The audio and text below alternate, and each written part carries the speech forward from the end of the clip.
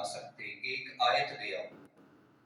یہ جو اللہ کا چیلنج ہے کہ تم اس کی مثل نہیں لا سکتے، اور اگر تم لانا چاہو بھی تو تب بھی اس کی مثل نہیں لا سکتے.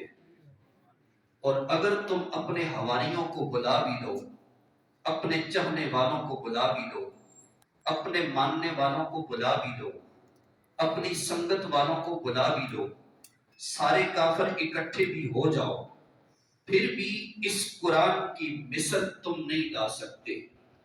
اس لیے کہ یہ اللہ رب ذوالجلال کی کتاب ہے، اور اللہ رب ذوالجلال کی کلام جیسا کسی کا کلام نہیں ہو سکتا.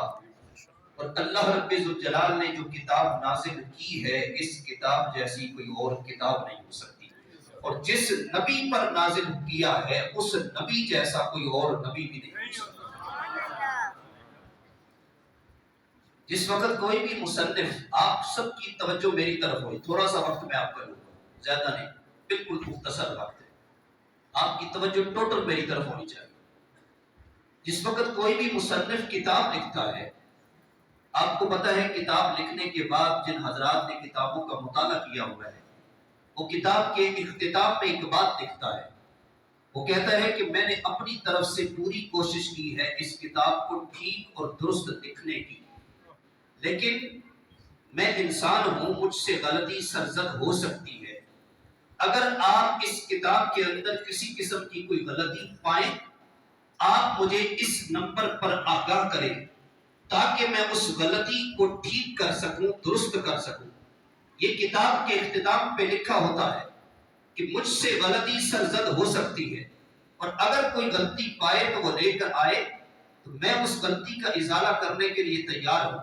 لیکن قربان جاؤں قرآن مجید پر، فرقان حمید پر، اللہ کی لا ریب طیب طاہر منزہ مبرہ اور بے مثل و بے مثال کتاب پر، کہ جب اللہ نے اس کتاب قرآن مجید کو نازل کیا، فرمایا کہ الف لام میم ذالک الکتاب لا ریب فیہ.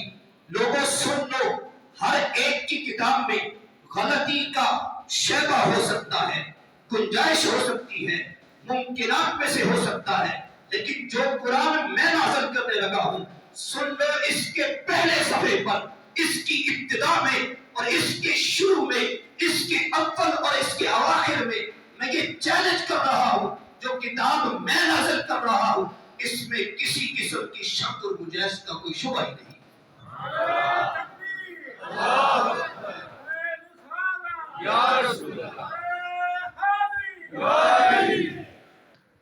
اس لیے پھر یہ کہنا پڑے گا، تیرے سامنے ہے دبے رچے فصحا عرب کے بڑے بڑے، کوئی جانے کہ منہ میں زبان نہیں، نہیں بلکہ جسم میں جان نہیں، نہیں بلکہ جسم میں جان نہیں. اور یہ چیلنج قرآن مجید میں آج تک باقی ہے. کوئی شخص قرآن کی مثل نہیں لا سکتا.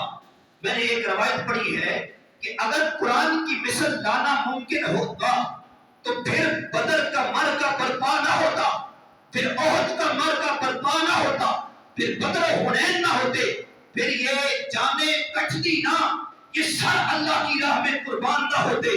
اگر قرآن کی مثل لانا ممکن ہوتا، اس کا مطلب یہ ہوا کہ یہ رسول اللہ کا وہ معجزہ ہے.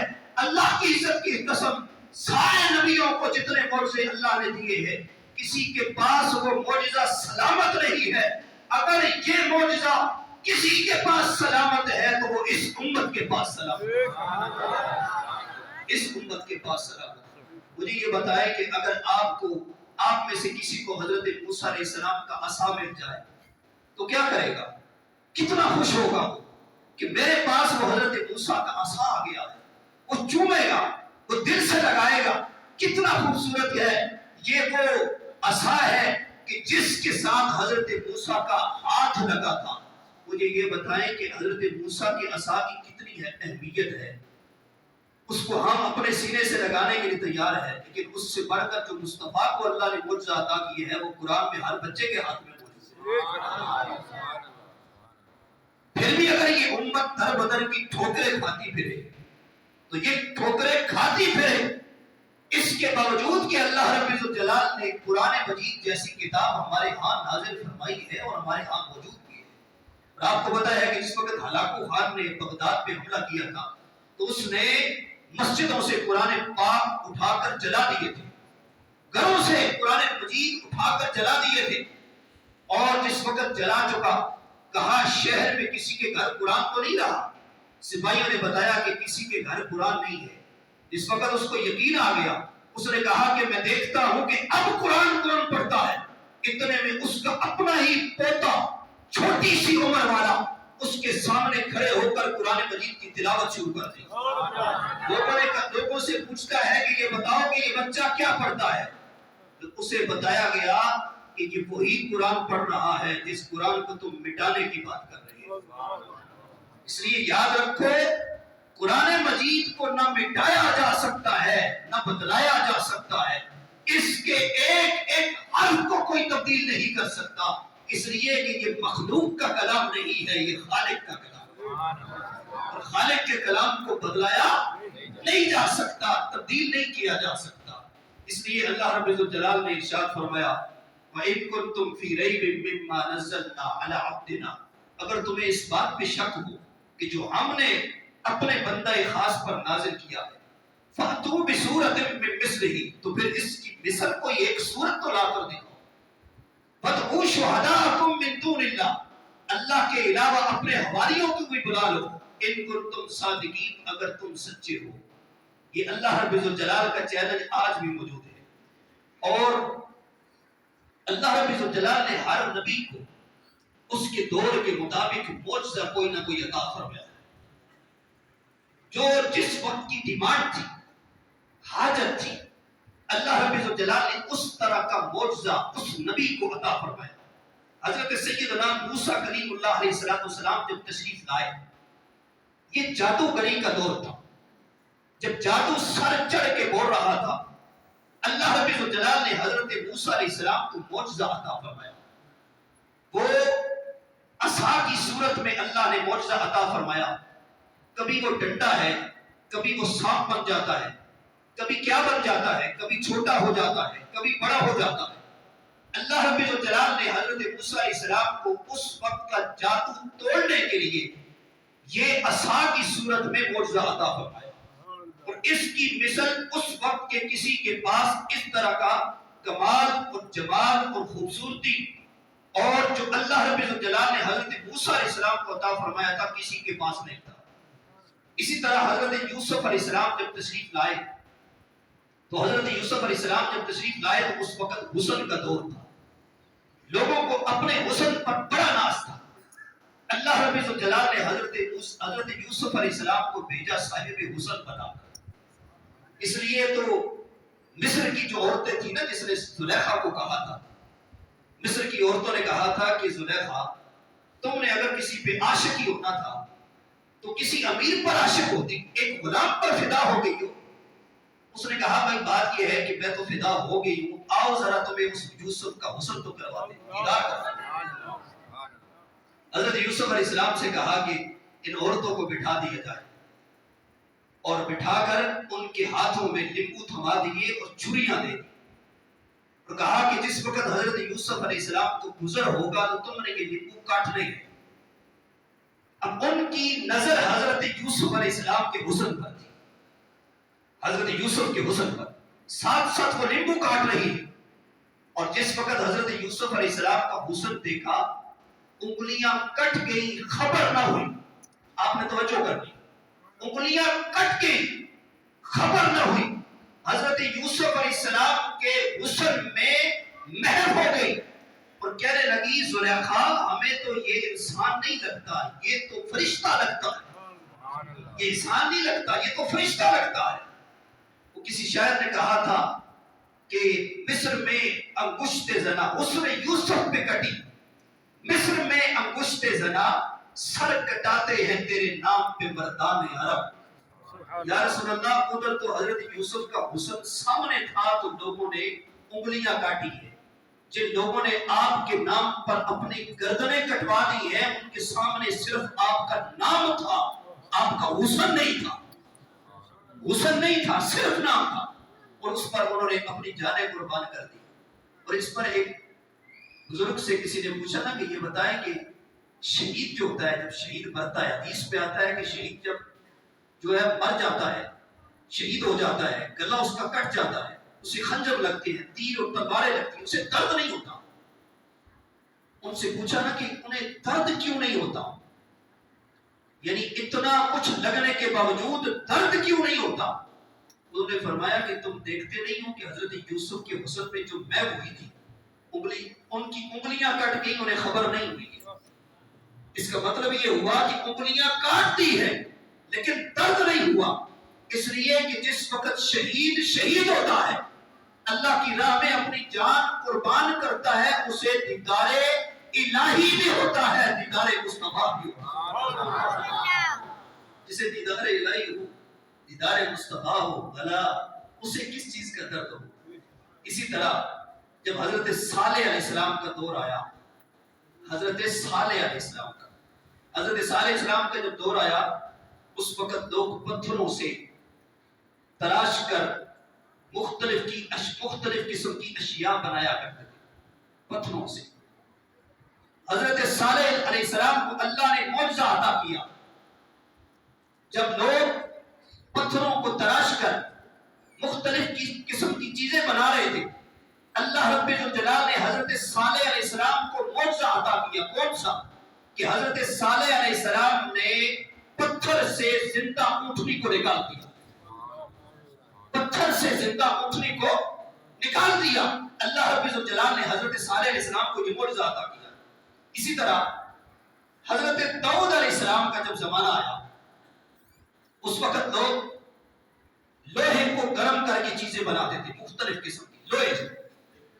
اللہ رب الجلال نے حضرت داؤد علیہ السلام کو یہ معجزہ عطا کیا کہ حضرت داؤد علیہ السلام کے ہاتھ میں لوہا آتا، جس طرف بھی وہ موڑنا چاہتے وہ مڑ جاتا. کسی چیز کی آلے کی ضرورت نہ پڑتی، بلکہ جدھر بھی وہ موڑنا چاہتے. حضرت داؤد علیہ السلام کو اللہ نے ایک کمال اور شان عطا کی تھی کہ آپ کے ہاتھوں میں لوہا پگھل جایا کرتا تھا. یہ کمال عطا کیا تھا. اسی طرح جب ہر مرض کا علاج طب یونانی میں تھا اور ہر مرض کا علاج موجود تھا سوائے 3 چیزوں کے. ایک کہ مادر ذات اندھے کو کوئی شفا نہیں دے سکتا تھا. کوڑ اور برس کا جو بیمار ہوتا اس کو کوئی ٹھیک نہیں کر سکتا تھا. اسی طرح مردے کو کوئی شخص زندہ نہیں کر سکتا تھا. ہر ایک چیز کا علاج ممکن ہوا لیکن اس کا علاج نہیں تھا. اللہ رب الجلال نے حضرت سیدنا عیسیٰ علیہ نبینا علیہ السلام کو بھیجا. اللہ قرآن میں کہتا ہے وَأُبْرِئُ الْأَكْمَحَ وَالْأَبْرَصَ وَأُحْيِي الْمَوْتَى بِإِذْنِ اللَّهِ کہ حضرت عیسیٰ علیہ السلام کا یہ معجزہ تھا کہ وہ کوڑ کے مریض کے اوپر ہاتھ پھیرتے، اللہ اسے شفا عطا فرما دیتا.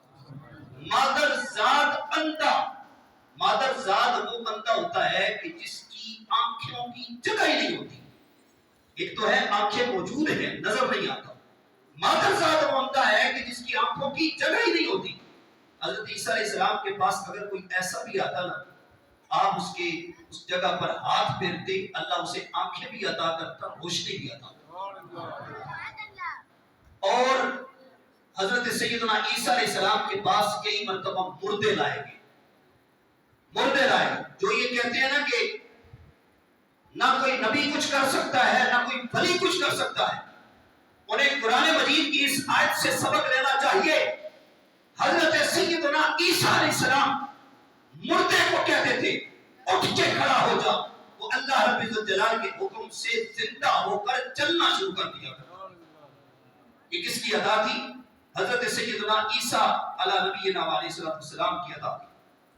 اور اسی طرح جب لوگوں کو اس بات پر بڑا فخر تھا، اپنی شاعری پہ بڑا فخر تھا اور اپنی سخنوری پہ بڑا ناز تھا. لوگ عرب میں بڑے بڑے شاعر تھے، بڑے بڑے الفاظ لکھتے تھے، بڑے بڑے شعر لکھتے تھے. جب سخنوری کا جادو سر چڑھ کے بول رہا تھا، اس وقت اللہ رب الجلال نے ہمارے نبی صلی اللہ علیہ وسلم کو سب سے بڑا معجزہ قرآن عطا کر کے بھیجا. المعلقات السبع ایک کتاب کا نام ہے جس میں 7 قصیدوں کا ذکر ہے جو فتح مکہ کے دن کعبۃ اللہ سے اتارے گئے. اور پہلے جو ادیب ہوتے تھے، شاعر ہوتے تھے، حسین حرم میں آ کر بیٹھا کرتے، مختلف قسم کے اشعار لکھ کر لایا کرتے تھے. ہر ایک شاعر اپنا اپنا شعر لکھ کر لاتا. پھر جو بڑے بڑے مصنفین ہوتے، بڑے بڑے شعراء ہوتے، وہ ان کا جائزہ لیا کرتے تھے کہ آج کے دن میں جو اشعار لائے گئے ہیں ان میں سے سب سے اچھا شعر کس کا ہے. جس کے اشعار سب سے زیادہ بہتر ہوتے تھے ان اشعار کو کعبۃ اللہ کی دیوار کے ساتھ لٹکا دیا جاتا تھا. یہاں تک کہ ہر ہفتے بطور اعزاز کعبۃ اللہ کی دیوار کے ساتھ آپ نے توجہ کرنی ہے، بڑی پتے کی بات میں آپ کو بتانے لگا ہوں کہ جس وقت یہ شاعری کا دور تھا، لوگ مختلف قسم کے اشعار لکھ کر لاتے تھے. ان میں سے جو سب سے زیادہ اچھا شعر ہوتا، قصیدہ ہوتا، اس کو کعبۃ اللہ کی دیوار کے ساتھ لٹکا دیا جایا کرتا تھا اور اعزاز سمجھا جایا کرتا تھا کہ اس بندے کا قصیدہ بہت عمدہ ہے. یہاں تک کہ جس وقت تاجدار کائنات صلی اللہ علیہ وسلم پر سورہ کوثر کا نزول ہوا، سورہ کوثر کا، اس وقت کعبۃ اللہ کی دیوار کے ساتھ 7 قصیدے لٹکائے جا چکے تھے. 7 قصیدے.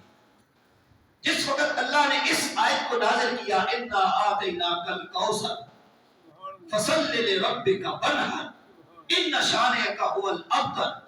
جب یہ سورت نازل ہوئی نا، صحابہ کرام نے عرض کی یا رسول اللہ، جو بڑے بڑے شعراء اپنے قصیدے کعبے کی دیوار سے لٹکا رہے ہیں، کیوں نہ ہو سرکار اگر آپ اجازت دے تو یہ سورہ کوثر آج ہم پیش نہ کر دیں. آج سورہ کوثر کو نہ پیش کر دیں. سرکار دو عالم صلی اللہ علیہ وسلم نے اجازت عطا فرما دی. فرمایا صحابہ لے جاؤ پیش کر. جس وقت ان بڑے بڑے شعراء کے سامنے سورہ کوثر کو پیش کیا گیا تو فنی کمالات اور محاسن میں سب سے اعلیٰ، سب سے عمدہ سورہ کوثر کے مقابلے میں کسی کا قصیدہ نہیں ملا. سبحان اللہ. کسی کا قصیدہ نہیں ملا. فیصلہ یہ ہوا، طے یہ پایا کہ یہ جو سورہ کوثر ہے اس کو کعبۃ اللہ کی دیوار کے ساتھ لٹکا دیا جائے، چونکہ آج کے دن میں اس کے مقابلے کا کوئی قصیدہ نہیں، کوئی شعر نہیں ہے، کوئی نظم نہیں ہے. آج اس کو لٹکا دو. جب لٹکا دیا گیا، اب عرب کے جو بڑے بڑے شعراء تھے ان کے لیے یہ بڑی بات تھی. اس حوالے سے بڑی بات تھی کہ جس نبی کو وہ مانتے نہیں اس پر نازل ہونے والا کلام کعبۃ اللہ کی دیوار کے ساتھ نصب ہے.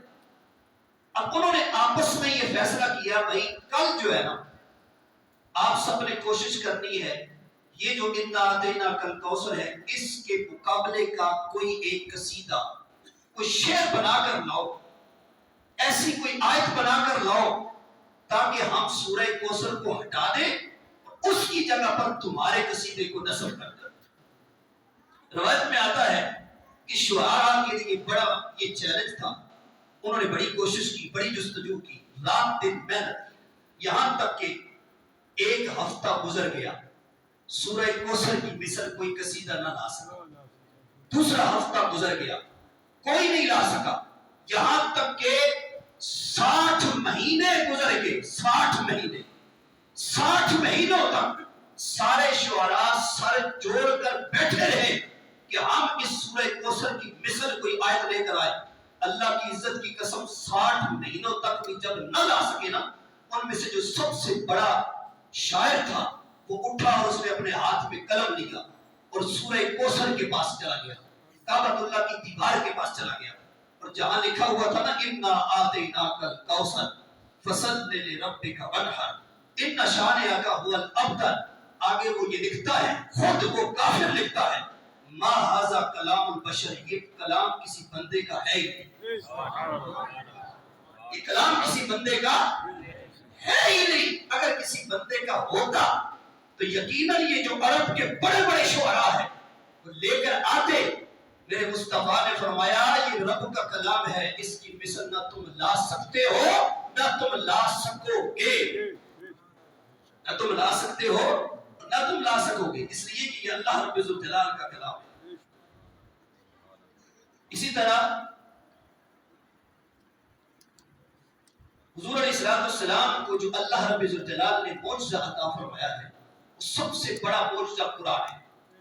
اب قرآن کے کچھ حقوق ہیں ہمارے اوپر، قرآن مجید کے کچھ حقوق ہیں ہمارے اوپر، اس پہ آپ نے توجہ کرنی۔ ہم نے کس لیے قرآن کو رکھا ہوا ہے؟ الماریوں میں صرف سجا کے رکھا ہوا ہے۔ جب ہماری بیٹیاں رخصت ہوتی ہیں، ہم قرآن مجید کے سائے میں اپنی بیٹیوں کو رخصت کر دیتے ہیں۔ اس کو بند کر دو بھائی، کوئی نہ اندر آئے نہ باہر جائے، بند کر دو اس کو نہ۔ قرآن مجید جو ہے وہ صرف ہم نے اس کے لیے رکھا ہوا ہے کہ جس وقت بیٹیوں کو ہم رخصت کرتے ہیں ان کے ساتھ پر رکھ کر ان کو گھر بھیج دیتے ہیں۔ کیا قرآن مجید صرف اس لیے آیا ہے کہ ہم نے صرف الماریوں میں سجا دینا ہے، یا اپنے دروازے کی چوکھٹ کے اوپر جو تار ہوتی ہے اس کے اوپر اکثر لوگ رکھتے تھے پہلے دور میں؟ جس وقت گھر سے نکلتے تھے بھی تو قرآن کے نیچے سے، واپس گھر میں آتے تھے تو تب بھی قرآن کے نیچے سے، یعنی قرآن اوپر ہوتا۔ لیکن قرآن مجید کا جو سب سے بڑا حق ہے، پہلا حق، وہ یہ ہے کہ ہم قرآن مجید کے اوپر ایمان لے کر آئیں کہ یہ اللہ کی کتاب ہے، اس کی مثل کوئی کتاب نہیں۔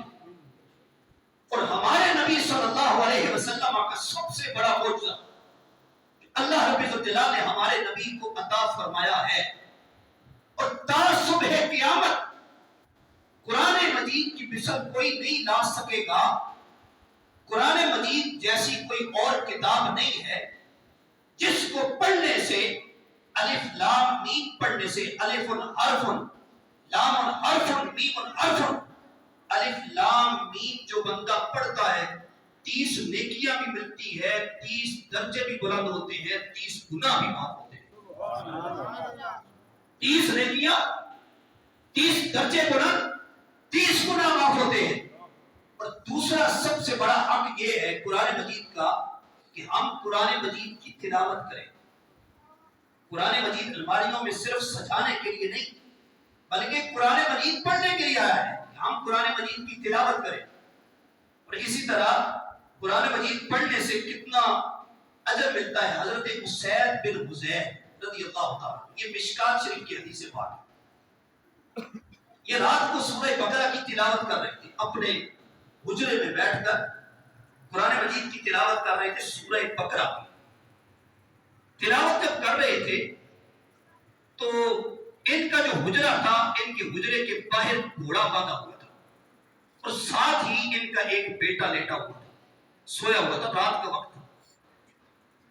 جس وقت انہوں نے قرآن مجید کی تلاوت شروع کی نا تو گھوڑے نے اچھلنا شروع کر دیا۔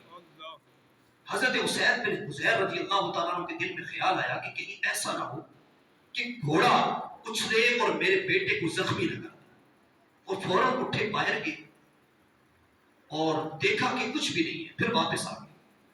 اسی طرح دوسری مرتبہ ایسا ہوا، جب تیسری مرتبہ اٹھ کر گئے دیکھتے کیا ہے کہ روشنی ہے آسمان کی طرف پھیلی گئی، زمین سے لے کر آسمان تک پوری جگہ روشن اور منور ہے، تابا ہے ہر طرف، روشنی ہے ہر طرف۔ حضرت اسید بن حضیر رضی اللہ تعالیٰ نے اپنی تلاوت کو موقوف کر دیا، ختم کر دیا۔ جب صبح کا وقت ہوا، سرکار دو عالم صلی اللہ علیہ وسلم کی بارگاہ میں حاضر ہوئے، عرض کرنے لگے یا رسول اللہ، آقا آج میں نے رات کو بڑی ایک عجیب بات دیکھی۔ سرکار نے فرمایا بتائیے۔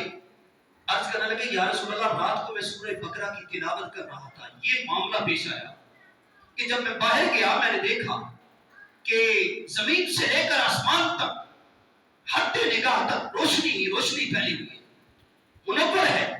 یا رسول اللہ مجھے بتایا جائے کہ یہ ماجرا کیا ہے؟ میرے آقا نے ارشاد فرمایا اسید تو تلاوت کو چھوڑتا نہ، جاری رکھتا، اللہ کی عزت کی قسم اگر تو تلاوت جاری رکھتا، تیری تلاوت سننے کے لیے اللہ کے فرشتے آئے ہوئے تھے، وہ جو نور تھا وہ اللہ کے فرشتے تھے، اور اگر تو قرآن کی تلاوت کو جاری رکھتا پورا عرب اپنی آنکھوں سے فرشتوں کا دیدار کر دیتا، پورا فرشتوں کا دیدار کر دیتا۔ قرآن مجید تیرا سننے کے لیے آئے تھے، تو اگر موقوف نہ کرتا تو یہ قرآن مجید پڑھنے کا اعجاز ہے، قرآن مجید پڑھنے کی برکات ہے۔ جتنا جو قرآن مجید پڑھتا ہے، اکثر لوگ کہتے ہیں جی ہمارے گھر میں یہ ہے، ہمارے گھر میں فلاں مسئلہ ہے، میں آپ کو ایک وظیفہ فری میں دیتا ہوں، کسی پیر فقیر کے پاس جانے کی کوئی ضرورت نہیں ہے۔ سب سے بڑا آپ کے پاس جو پیر ہے وہ اللہ کا قرآن گھر میں پڑھا، اس کو پڑھو۔ جو گھر نیا بناؤ اس میں سورہ بقرہ کی تلاوت کرو، خود قرآن مجید پڑھو۔ جس گھر میں قرآن مجید پڑھا جاتا ہے اگر اس گھر میں برکتیں نہیں ہوں گی تو پھر کس گھر میں برکتیں؟ سب سے بڑا جو وظیفہ ہے وہ قرآن مجید ہے۔ جو اپنے گھر میں قرآن کی تلاوت کرتا ہے اللہ رب الجلال اس گھر سے بے برکتی کو اٹھا دیتا ہے اور برکتوں کا نزول فرما دیتا ہے۔ اور تیسرا جو حق ہے وہ یہ ہے کہ ہم قرآن مجید کو معانی اور مطالب کے ساتھ پڑھیں۔ ایک تابعی گزرے ہیں حضرت سعد بن عبداللہ، یہ اپنا علاقہ چھوڑ کر جنگلوں میں چلے گئے، جنگلوں میں جا کر عبادت کرتے رہتے تھے، ہر وقت عبادت الہی میں مصروف ہوتے۔ کوئی لوگ ان سے ملنے کے لیے گئے، انہیں جا کر کہا کہ آپ شہر میں کیوں آ کر عبادت نہیں کرتے، جنگل میں کیوں چلے گئے، آپ نے شہر کو کیوں چھوڑ دیا ہے، آپ تو تنہا ہو گئے۔ اس وقت انہوں نے کہا نا کہ آپ تنہا ہو گئے، اور انہوں نے کہا تم کہتے ہو میں تنہا ہو گیا ہوں، میں تو تنہا نہیں ہوا، بلکہ جب میرا دل یہ چاہتا ہے نا کہ میں اللہ سے باتیں کروں، دو باتیں انہوں نے کی۔ جب میرا دل یہ چاہتا ہے کہ میں خدا سے باتیں کروں تو مصلی بچھا کے نماز شروع کر دیتا ہوں، اور جب میرا دل یہ چاہتا ہے کہ میں اس کی باتیں سنوں تو رب کا قرآن کھول کر پڑھنا شروع کر دیتا ہوں۔ کبھی اس کی سنتا ہوں، کبھی اپنی سناتا ہوں، کبھی اس کی سنتا ہوں، کبھی اپنی سناتا ہوں، قرآن پڑھنا شروع کر دیتا ہوں۔ اس لیے کہ جو قرآن پڑھنے والے ہوتے ہیں وہ کبھی تنہا نہیں ہوتے، اللہ نے ان کو کمال اور شان عطا کی ہوتی ہے۔